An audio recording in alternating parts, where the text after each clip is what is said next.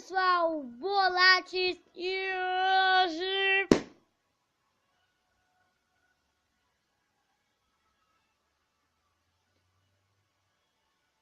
minha irmã vai ficar muito brava comigo.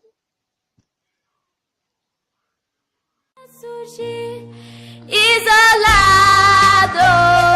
isolados.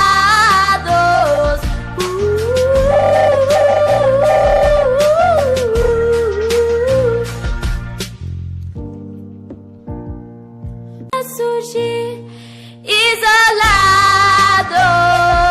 isolados. Gente, desculpa aí, mas deu no que deu.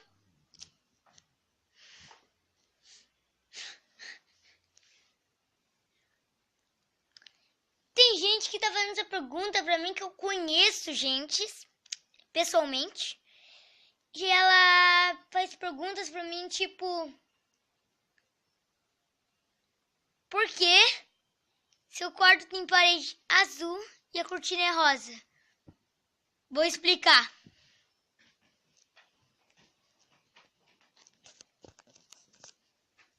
Vou aqui no sofazinho que tem.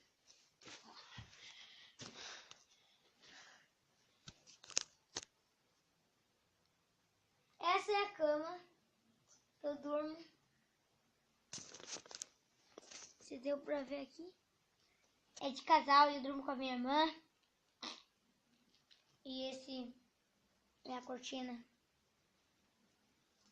Eu sinto muita vergonha. Esse foi o vídeo e